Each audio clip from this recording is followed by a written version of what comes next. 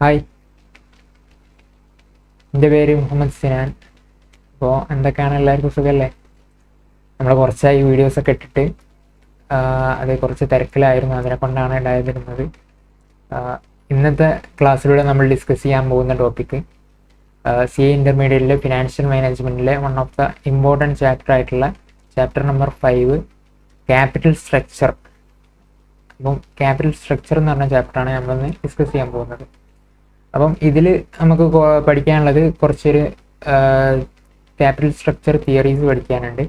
അതുപോലെ തന്നെ പിന്നെ ആർബിട്രേജ് പ്രോസസ്സ്, അതുപോലെ തന്നെ ക്യാപിറ്റൽ സ്ട്രക്ചർ എന്ന് പറഞ്ഞാൽ എന്താണ്, പിന്നെ ഒരു ഇൻഡിഫറൻസ് പോയിന്റ്, അതുപോലത്തെയാണ് മെയിൻ ആയിട്ടുള്ള ടോപ്പിക്ക്. പിന്നെ കുറച്ച് തിയറി ടോപ്പിക്സും ഉണ്ടാവും. അപ്പം ഈ ക്യാപിറ്റൽ സ്ട്രക്ചർ തിയറീസ് എന്ന് പറയുമ്പം, തിയറീസ് എന്ന് കേൾക്കുമ്പോൾ നിങ്ങൾ വിചാരിക്കുന്ന മാതിരി ബൈഹാർട്ട് പഠിക്കേണ്ട തിയറീസ് അല്ല, നമുക്ക് പ്രോബ്ലം ആയിട്ട് ചെയ്യാനുള്ള തിയറീസ് തന്നെയാണ്. അത് ഒരു കുറച്ച് ആൾക്കാർ അവരുടെ ഇൻവെൻഷൻ, അതായത് അവർ റിസർച്ച് ചെയ്ത് കണ്ടുപിടിച്ചിട്ടുള്ള കാര്യങ്ങളാണ് നമുക്ക് പഠിക്കാനുള്ളത്. അപ്പോൾ അത് നമുക്ക് ഓരോ ടോപ്പിക്കായിട്ട് നമുക്ക് നോക്കാം. അപ്പോൾ എന്തായാലും നമുക്ക് സ്റ്റാർട്ട് ചെയ്യാം. അപ്പോൾ നമുക്ക് ആദ്യം തന്നെ ഈ ചാപ്റ്ററിൽ പഠിക്കാൻ പോകുന്ന ടോപ്പിക് എന്ന് പറയുന്നത് ക്യാപിറ്റൽ സ്ട്രക്ചർ എന്ന് പറഞ്ഞാൽ എന്താണെന്നുള്ളതാണ്. അതായത് നിങ്ങൾക്ക് ഓൾറെഡി അറിയാവുന്ന കാര്യം തന്നെയാണ്. ജസ്റ്റ് സിംപ്ലി എന്താണ് ക്യാപിറ്റൽ സ്ട്രക്ചർ എന്ന് പറഞ്ഞാൽ, capital structure simply means that the proportion of items of capital in the firm. അതായത് പ്രൊപ്പോർഷൻ ഓഫ് ഐറ്റംസ്, അതായത് ക്യാപിറ്റലിൽ നമ്മുടെ ബാലൻസ് ഷീറ്റിൽ ലയബിലിറ്റി സൈഡിൽ നോക്കുമ്പം ഇപ്പം നമുക്ക് കാണാൻ പറ്റും ലോങ് ടേം ഫണ്ട്സിൽ എന്തുണ്ടാവും, ഇക്വിറ്റി ഷെയർ ക്യാപിറ്റൽ ഉണ്ടാവും, അതുപോലെ തന്നെ പിന്നെ ലോൺസ് ഉണ്ടാവും, അതുപോലെ പ്രിഫറൻസ് ഷെയർ ഉണ്ടെങ്കിൽ പ്രിഫറൻസ് ഷെയർ ഉണ്ടാവും. അപ്പം നമ്മൾ നോക്കുമ്പോൾ ഇതെല്ലാം എന്താണ്, ഇതെല്ലാം ക്യാപിറ്റൽ സ്ട്രക്ചറിൻ്റെ ഭാഗമാണ്. അപ്പോൾ ഇതിൻ്റെ ഒരു പ്രൊപ്പോർഷൻ ഉണ്ടല്ലോ, ഇത് എത്രയാണുള്ളത്. ഇപ്പം ഇക്വിറ്റി ഒരു 100 crore. ഇപ്പം ഞാൻ ഒരു എക്സാമ്പിളൂടെ പറയുകയാണെങ്കിൽ, ABC ലിമിറ്റഡ് എന്ന് പറഞ്ഞൊരു കമ്പനി ഉണ്ട്. ആ കമ്പനിക്ക് എന്ത് വേണം, ഒരു 100 crore ഇൻവെസ്റ്റ്മെൻറ്റിന് പ്ലാൻ ഉണ്ട്. അപ്പോൾ ഈ 100 crore വേണ്ടിയിട്ട് നമുക്ക് എന്തൊക്കെ ഓപ്ഷൻസ് യൂസ് ചെയ്യാം. അപ്പോൾ ആദ്യം തന്നെ ഇക്വിറ്റി ഫുള്ളി ഇക്വിറ്റിയിലാക്കിയിട്ട്, അതായത് 100 crore ഇക്വിറ്റി, അങ്ങനത്തെ ഒരു ഓപ്ഷൻ ഉണ്ട്.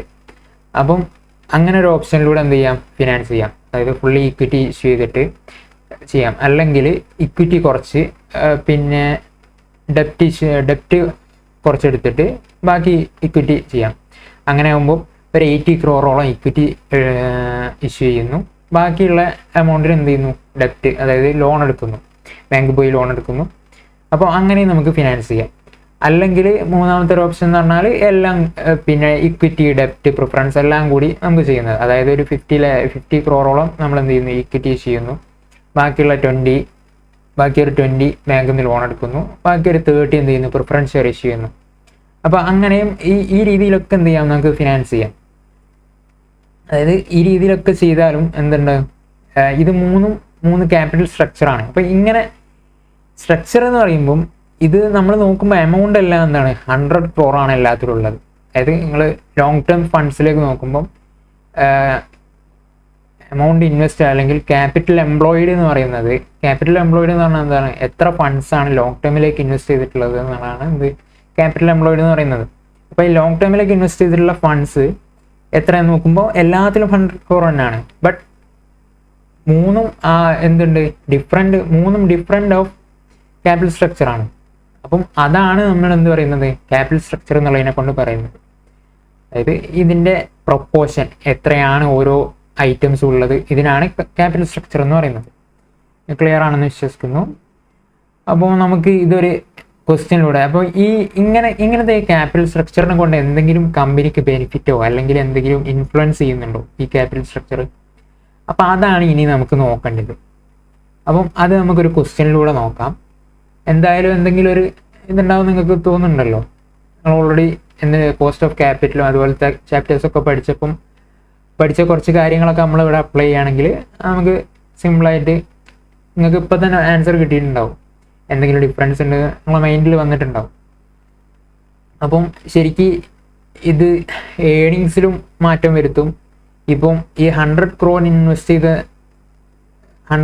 തന്നെ ഇൻവെസ്റ്റ് ചെയ്തിട്ട് നമുക്ക് ഏണിങ്സ് അനുസരിച്ച്, അതായത് ഇപ്പം 100 crore ഇൻവെസ്റ്റ് ചെയ്തിട്ട് നമുക്ക് കിട്ടുന്ന ഏണിങ്സ് എന്ന് പറയുന്നത്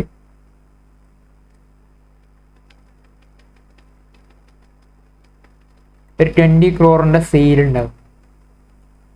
അപ്പം ഈ സെയിൽസ് എന്തായിരിക്കും, എല്ലാ 3 കേസിലും സെയിൽസ് സെയിം ആയിരിക്കും. കാരണം 100 crore ഉണ്ട്. ഒരു സ്റ്റാൻഡേർഡ് ആയിട്ട് നോക്കുമ്പോൾ സ്റ്റാൻഡേർഡ് ആയിട്ട് ഒരു 100 crore ഉള്ള ആൾക്ക് 20 crore സെയിൽ മാർക്കറ്റിൽ ചെയ്യാൻ കഴിയുന്നുണ്ട്. അപ്പം അങ്ങനെ നോക്കുമ്പോൾ എല്ലാവർക്കും സെയിൽ സെയിം ആണ്. അതുപോലെ തന്നെ EBITയും ഏതാണ്ട് എല്ലാവർക്കും സെയിം ആയി വരുന്ന രീതിയിലായിരിക്കും. EBIT also same. EBIT ഒരു 10 crore ഉണ്ടെന്ന് വിചാരിച്ചോളൂ. അപ്പോൾ ഇവിടെ നിന്ന് ബാക്കിയുള്ള ഐറ്റത്തിലാണ് എന്ത് വരിക, ഈ ഫിനാൻസിങ്ങിനെ കൊണ്ട്, അതായത് ഫിനാൻസിങ്ങിനെ കൊണ്ട് മാറ്റം വരുന്നത് ഏണിങ്സ് ബിഫോർ ഇൻട്രസ്റ്റ് ആൻഡ് ടാക്സിൻ്റെ താഴെയുള്ള ഐറ്റംസ്. അതായത് EBITക്ക് താഴെ. EBIT വരെ എന്താണ്, നമ്മളൊരു സ്റ്റാൻഡേർഡ് ആയിട്ടുള്ള, അതായത് ഓപ്പറേറ്റിംഗ് ഇൻകം ആണെന്ത് EBIT എന്ന് പറയുന്നത്. നമുക്ക് ഓപ്പറേറ്റിംഗ് ഇൻകം ആയിട്ട് എടുക്കാം. അതായത് എന്താണ്, ബിസിനസ്സുമായിട്ട് ബന്ധപ്പെട്ട, അതായത് ഡയറക്റ്റ്ലി സെയിലിൽ നിന്ന് ഡയറക്റ്റ് കോസ്റ്റ് ആയിട്ടുള്ള ഡയറക്റ്റ് കോസ്റ്റും അതുപോലെ തന്നെയുള്ള റെൻറ്റ്, അതുപോലത്തെ ഫിക്സഡ് കോസ്റ്റ്, വേരിയബിൾ കോസ്റ്റ്, ഇതെല്ലാം മൈനസ് ചെയ്ത് കിട്ടുന്നതാണ് എന്ത് EBIT എന്ന് പറയുന്നത്.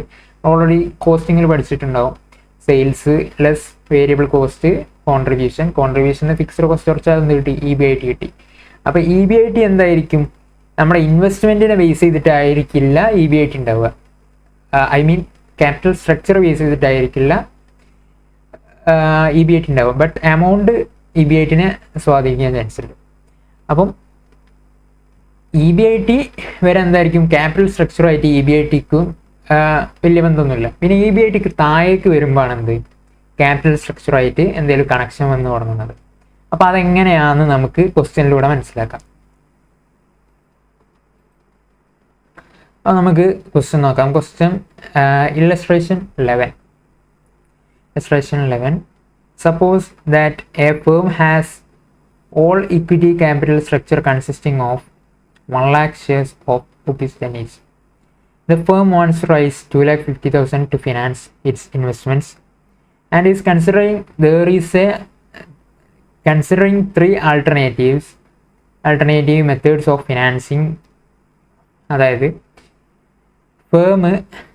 ഫേമിന് എന്തുണ്ട്, ഒരു 10 lakhന്റെ ക്യാപിറ്റൽ ഉണ്ട് ഓൾറെഡി.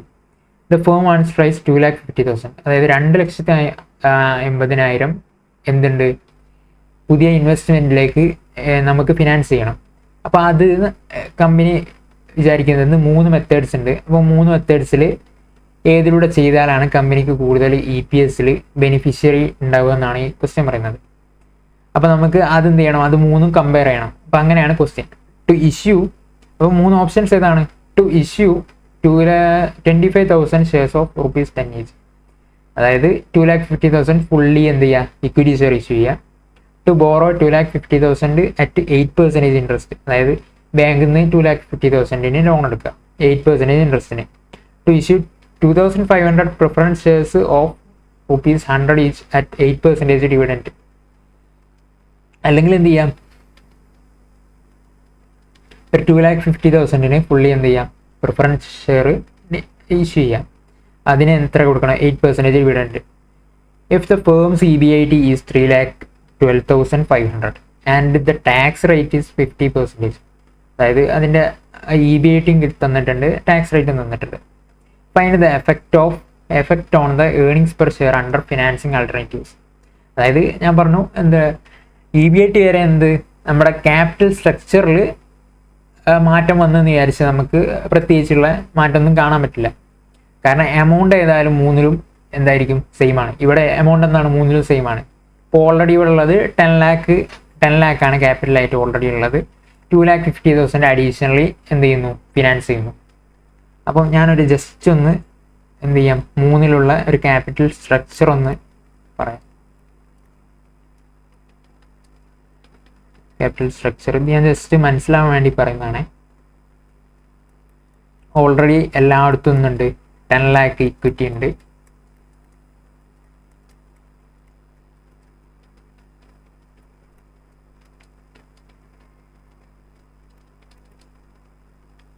അഡീഷണൽ 2,50,000 ഇതെന്താണ്, ഇത് ഇക്വിറ്റിയാണ്. ഡേറ്റ് കുറച്ച് മോശമാണ്, അപ്പോൾ അത് നമ്മളൊന്ന് അഡ്ജസ്റ്റ് ചെയ്യണം. ഇത് ഡെപ്റ്റ് ആണ് 2,50,000. 2,50,000 പ്രിഫറൻസ് ഷെയർ ആണ്.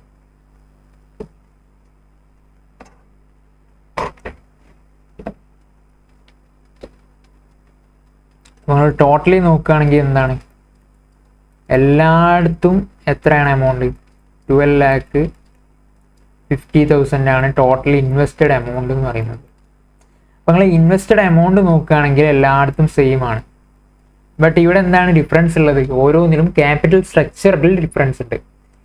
ചിലതിൽ എന്താണ് ഇക്വിറ്റി ഫുള്ളിയാണ്, ഒന്നിൽ ഇക്വിറ്റി ഫുള്ളിയാണ്, ഒന്നിൽ ഇക്വിറ്റി ഉണ്ട്, ഡെപ്റ്റ് ഉണ്ട്, ഒന്നിൽ ഇക്വിറ്റിയും പ്രിഫറൻസും ആണ്. അപ്പം അങ്ങനെ ക്യാപിറ്റൽ സ്ട്രക്ചർ ഓൾട്ടർനേറ്റീവ്സ് ആണ്. അപ്പം ഇതിൽ എന്തെങ്കിലും ഡിഫറൻസ് നിങ്ങൾക്ക് കാണാൻ പറ്റുമോ? എന്തായാലും ഡിഫറൻസ് ഉണ്ടാവും. കാരണം എന്താണെന്ന് വെച്ചാൽ നമ്മൾ ക്വസ്റ്റ്യൻ ചെയ്യാം. അപ്പോൾ ഈ ക്വസ്റ്റ്യൻ ചെയ്ത് നോക്കാം. ആദ്യം തന്നെ നമ്മൾ എന്ത് ചെയ്യാം, EBIT വരെ എന്തായാലും ഒരു ചേഞ്ചും ഉണ്ടാവില്ല. കാരണം എന്താ വെച്ചാൽ ഈ ഫിനാൻസിങ്ങിൻ്റെ ആക്ടിവിറ്റീസിൻ്റെ ഇതെല്ലാം ഇൻട്രസ്റ്റ്, അതുപോലെ തന്നെ ഡിവിഡൻഡ്, പ്രിഫറൻസ് ഡിവിഡൻഡ്, ഈ ഐറ്റംസ് എല്ലാം EBITക്ക് ശേഷം വരുന്നതാണ്. അപ്പോൾ EBITക്ക് മുന്നേ എന്തായാലും ഡിഫറൻസ് ഒന്നും ഉണ്ടാവില്ല, നമുക്ക് ഉറപ്പാണ്. അപ്പം EBIT വരെ എന്തായിരിക്കും? എല്ലായിടത്തും സെയിം ആയിരിക്കും. അപ്പോൾ EBIT എന്താണ് ഓൾറെഡി ഇവിടെ ചെയ്ത് വെച്ചിട്ടുണ്ട്. അപ്പോൾ ഇത് നമുക്ക് റെഫർ ചെയ്യാം. അപ്പം EBIT എത്ര ഉണ്ട്? ആദ്യം നിങ്ങൾക്ക് ഫോർമാറ്റ് നമ്മൾ ഓൾറെഡി ഡിസ്കസ് ചെയ്തിട്ടുള്ളതാണ്, എന്നാലും ഞാനൊന്ന് ജസ്റ്റ് ഒന്നുകൂടി പറയാം.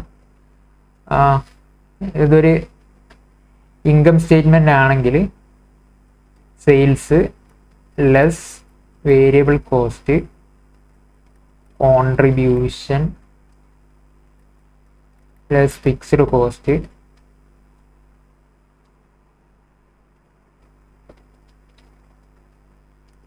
EBIT less interest EBT less tax EAT less preference dividend earnings available to equity shareholders. ഇതിന്ന് ലെസ് ഡിവിഡൻഡ്, ഇത് നിങ്ങൾക്ക് ഓൾറെഡി അറിയുന്നതായിരിക്കും. ഈ earnings available to equity shareholders ആണ്, അതായത് ഷെയർ ഹോൾഡേഴ്സിനുള്ള ഫണ്ട്. ഇതിൻ്റെ ബേസിലാണ് നമ്മൾ EPS എടുക്കുക. അതായത് ഈ earnings available to equity shareholders ഒരു 100ഉം, അതുപോലെ തന്നെ ഷെയർസ് ഉള്ളത് ഒരു 20 ആണ്. 20 ഷെയർസ് ഉള്ളത്. അതുപോലെ earnings available to equity shareholders 100 ആണ്. അപ്പോൾ EPS എത്രയെന്ന് വെച്ചാൽ EPS is equal to 100 divide by 20, അതായത് earnings available to equity shareholders divide by number of shares ചെയ്താലാണ് എന്ത് കിട്ടുക? EPS കിട്ടുക. EPS എത്രയാണ് ഇവിടെ? ഈ കേസിൽ EPS വരുന്നത് 5 ആണ്. അപ്പോൾ ഇങ്ങനെയാണ് ഒരു ഇൻകം സ്റ്റേറ്റ്മെൻറ്റ് ഉണ്ടാവുക. അപ്പോൾ ഈ ഇൻകം സ്റ്റേറ്റ്മെൻറ്റിൽ ഈ ആദ്യത്തെ ഇതെന്ന് പറഞ്ഞാൽ എന്താണ്? ഇത് നമ്മൾ ഓൾറെഡി കോസ്റ്റിങ്ങിൽ പഠിച്ചിട്ടുള്ള കാര്യമാണ്. അതായത് ഇത് കോസ്റ്റിംഗ് ആയിട്ട് ഓപ്പറേറ്റിംഗ്, അതായത് സെയില്, ഓപ്പറേറ്റിംഗ് ഇൻകംസ്, എക്സ്പെൻസ് അതുമായിട്ട് ബന്ധപ്പെട്ടുള്ളതാണ്. EBIT എന്ന് പറയുന്നത് ഓപ്പറേറ്റിംഗ് എക്സ്പെൻസ് ആയിട്ട് നമുക്ക് എടുക്കാം. ഇതെന്ന് പറഞ്ഞാൽ നമ്മൾ ഫിനാൻസിങ്ങുമായിട്ട് ബന്ധമല്ല, അതായത് എങ്ങനെ ഫിനാൻസ് ചെയ്തു എന്നുള്ളതിൻ്റെ ബന്ധം, റിലേഷൻ ഇവിടെ വരുന്നില്ല, EBITയിലേക്ക് വരില്ല. അത് വരുന്നത് പിന്നീടാണ്. അപ്പോൾ അതിനാണ് ഇങ്ങനെ ഒരു ഇൻകം സ്റ്റേറ്റ്മെൻറ്റ് ആക്കുന്നത്. നിങ്ങൾ അക്കൗണ്ട്സിൽ നോക്കുമ്പോൾ നിങ്ങൾക്ക് ഇങ്ങനത്തെ സാധനമൊന്നും കിട്ടൂല. കാരണം ഇത് നമ്മൾ എന്ത് ചെയ്യുന്നത്, ഫിനാൻസിങ്ങിൽ ഉണ്ടാകുന്ന ഡിഫറൻസ് ഒക്കെ നമുക്ക് അറിയണമെങ്കിൽ എന്ത് ചെയ്യണം? EBIT വരെയുള്ളത് എല്ലാ കമ്പനീസിനും കോമൺ ആയിരിക്കും. ഐ മീൻ ഒരേ ഓപ്പറേഷൻസ്, ഒരേ ഇൻവെസ്റ്റ്മെൻറ്റ്സ് ഒക്കെ ചെയ്തിട്ടുള്ള കമ്പനീസ് ആണെങ്കിൽ ഏതാണ്ട് എല്ലാവർക്കും അത് സെയിം ആയിരിക്കും. അപ്പം ഇതിൻ്റെ ശേഷമുള്ളതാണ് ചേഞ്ച് ഉണ്ടാവുക. കാരണം this is based on capital structure. ഇത് ക്യാപിറ്റൽ സ്ട്രക്ചറിനെ ബേസ് ചെയ്തിട്ടുള്ളതാണ്. ഇപ്പം നിങ്ങളുടെ കമ്പനിയിൽ ഡെപ്റ്റ് ഇല്ലെങ്കിൽ ഇത് 0 ആയിരിക്കും. ഇപ്പോൾ നിങ്ങളുടെ കമ്പനിയിൽ പ്രിഫറൻസ് ഡിവിഡൻഡ് ഇല്ലെങ്കിൽ ഇത് 0 ആയിരിക്കും. അപ്പോൾ ഉണ്ടെങ്കിൽ ഇവിടെ എമൗണ്ട് ഉണ്ടാവും. അപ്പം ഓരോ കമ്പനിയിലെ ക്യാപിറ്റൽ സ്ട്രക്ചർ അനുസരിച്ചാണ് ഇവിടെ നിന്ന് താഴോട്ടേക്കുള്ളത് മാറുന്നത്. നമ്മൾ ഓൾറെഡി ഈ കാര്യങ്ങളൊക്കെ പറഞ്ഞിട്ടുള്ളതാണ്. എന്നാലും ഈ ക്യാപിറ്റൽ സ്ട്രക്ചറിൽ ഒന്നുകൂടി ഞാൻ ജസ്റ്റ് ഡിസ്കസ് ചെയ്യുന്നതെന്നുള്ളൂ, ഡീപ്പായിട്ട് പോകുന്നില്ല. അപ്പം ഇതാണ് ഇൻകം സ്റ്റേറ്റ്മെൻറ്റ്. അപ്പോൾ നമുക്ക് എന്ത് തന്നിട്ടുണ്ട്? ഇവിടെ EBIT തന്നിട്ടുണ്ട്. EBIT തന്നിട്ടുണ്ടെങ്കിൽ നമുക്ക് ബാക്കിയുള്ളത് കണ്ടുപിടിച്ചാൽ മതി. എന്താണ്? EBIT ഉണ്ട്. അപ്പം 3 കേസല്ല ഉള്ളത്. ഒന്ന് ഇക്വിറ്റി, ഡെപ്റ്റ്, പ്രിഫറൻസ്. ഫസ്റ്റ് കേസ് എന്ന് പറയുന്നത് ഇക്വിറ്റി, സെക്കൻഡ് ഡെപ്റ്റ്, 3 പ്രിഫറൻസ്. അപ്പം EBIT ഫസ്റ്റ് കേസിൽ എത്രയാണ്? 3,12,500. എല്ലാ കേസിലും അത് തന്നെയാണ്. അതിൽ നിന്ന് എന്ത് ചെയ്യുക? Less interest. ഇൻട്രസ്റ്റ് ഉള്ളത് ഏതിലാണ്? ഡെപ്റ്റ് ഉള്ളതിൽ ഇൻട്രസ്റ്റ് ഉണ്ട്, 8% ആണ്. 2,50,000 ഇൻറ്റു 8% എന്ന് പറയുമ്പോൾ 20,000 റുപ്പീസ് വരും. അപ്പം 20,000 റുപ്പീസ് ആണ് എന്ത്? ഇൻട്രസ്റ്റ് വരുന്നത്. അപ്പോൾ ഇൻട്രസ്റ്റ് കഴിഞ്ഞാൽ EBT വരും. EBT എന്ന് പറയുന്നത് എത്രയാണ്? 3 കേസിൽ 2 കേസിലും എന്താണ്? ഇക്വിറ്റിൻ്റെ കേസിലും പ്രിഫറൻസിൻ്റെ കേസിലും EBIT എത്രയാണോ അത് തന്നെയാണ് എന്ത്? EBTയും. വേറെ ഇൻട്രസ്റ്റ് ഇല്ല. ബട്ട് ഡെപ്റ്റിൻ്റെ കേസിൽ 2,92,500 ആണ്, അതായത് ഇത് കുറച്ചിട്ടുള്ളത്. എന്നിട്ട് എന്ത് ചെയ്യാം? ഈ EBT എന്നാണ് ടാക്സ് കണ്ടുപിടിക്കുക.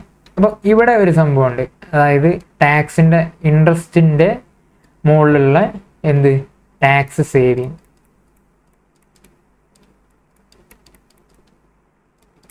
Tax saving on interest.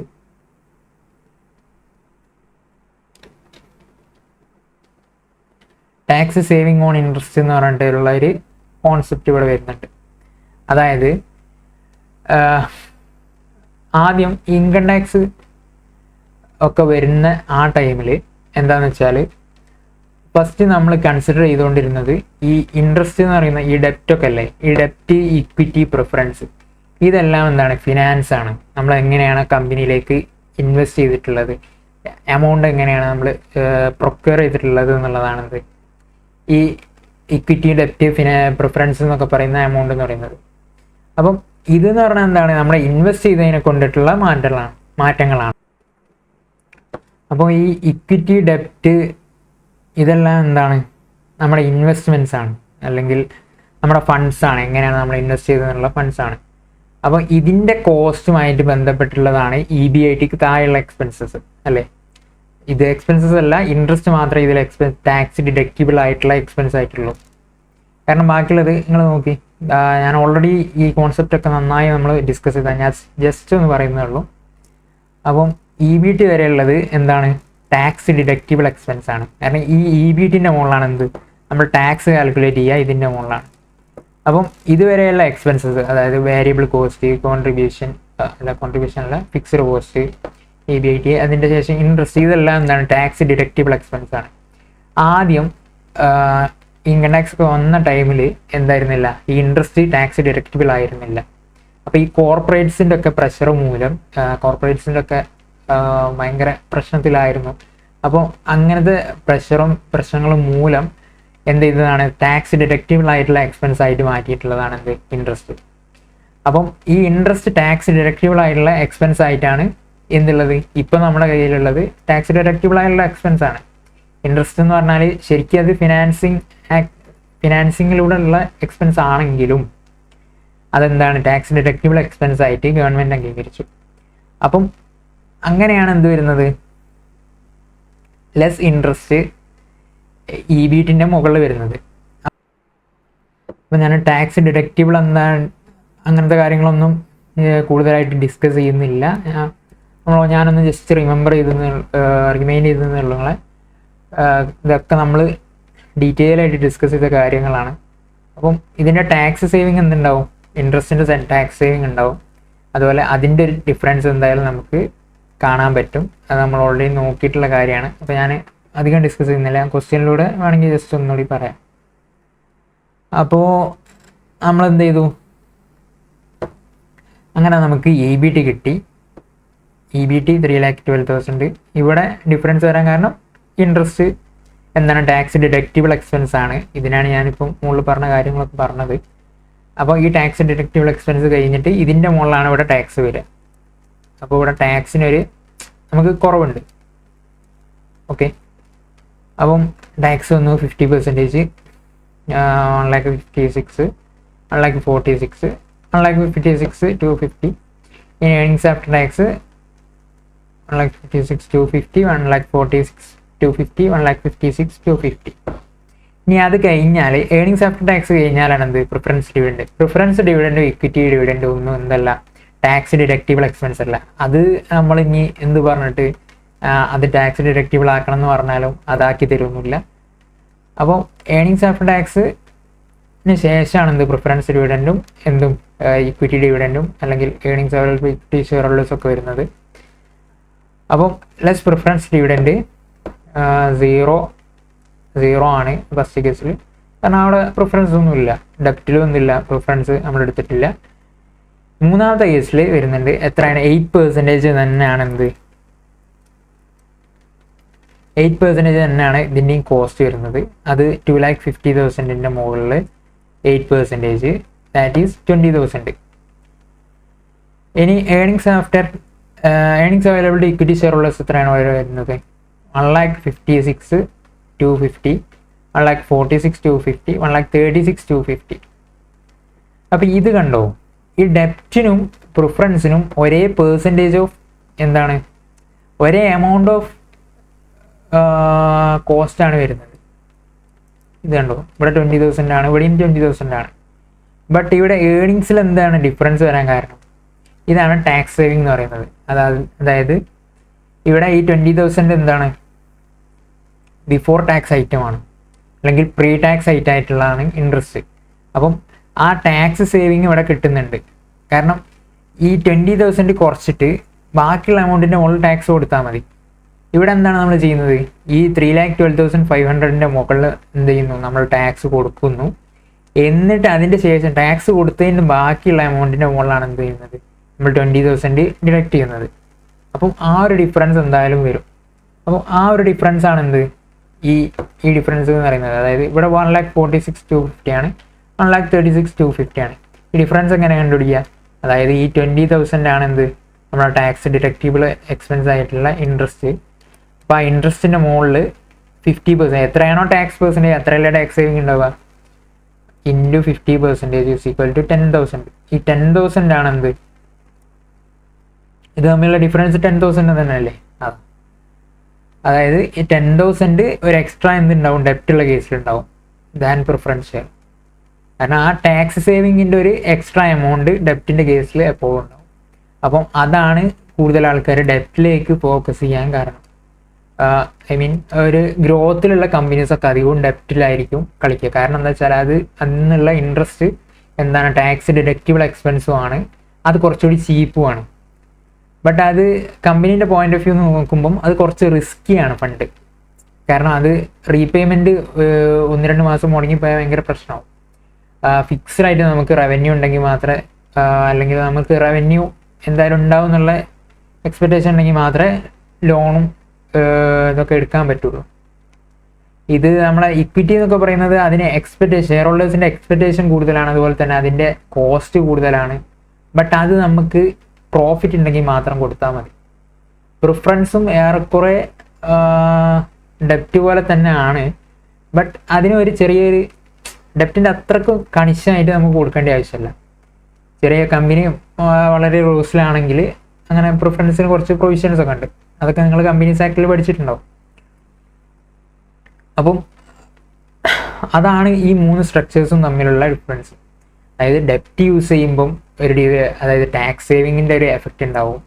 Preference ചെയ്യുമ്പം പ്രിഫറൻസിന് കോസ്റ്റ് കുറവാണ്, അപ്പോൾ അതിൻ്റെ ഒരു ഇതുണ്ടാവും. ഇപ്പം നമ്മൾ ഇതിൻ്റെ എഫക്റ്റ് എപ്പോഴാണ് കാണുന്നത് വെച്ചാൽ നമ്മൾ EPS നോക്കുമ്പോൾ, ഇപ്പം നമ്മൾ ഈ ഓരോ കേസിലും നോക്കുമ്പം നമ്പർ ഓഫ് ഷെയർസ് എത്ര ഉണ്ട്, നമ്പർ ഓഫ് ഷെയർസ് ഫസ്റ്റ് കേസിൽ 1,25,000 ഷെയർസ് ഉണ്ട്.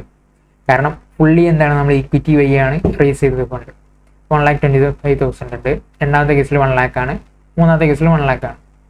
അപ്പോൾ നമ്മൾ EPS നോക്കുകയാണെങ്കിൽ EPS നോക്കിയിട്ടാണ് നമ്മൾ അധികം ഡിസിഷൻസും എടുക്കുക. കാരണം ഓരോ ഷെയർ ഹോൾഡേഴ്സും എത്ര കിട്ടുന്നുണ്ട് എന്നുള്ളതാണ് നോക്കാറ്. അപ്പം EPS ഈസ് ഈക്വൽ ടു 1.25 ആണ് ഫസ്റ്റ് കേസിൽ വരുന്നത്. അത് ഇക്വിറ്റി മാത്രമാണെങ്കിൽ 1.25 ആണ്. അല്ല ഇക്വിറ്റിയും ഉണ്ട് ഡെപ്റ്റും ഉണ്ടെങ്കിൽ അതെത്രയാണ് 1.46 ആണ്. ഇക്വിറ്റിയും പ്രിഫറൻസും ആണെങ്കിൽ 1.36 ആണ്.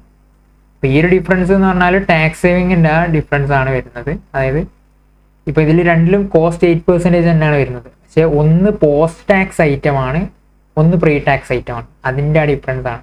ഓക്കെ, ആ post tax pre tax concept ഒരിക്കലും മാറിപ്പോരുത്, അല്ലെങ്കിൽ കൺഫ്യൂഷൻ ആകരുത്. അപ്പം ഇത് 1.25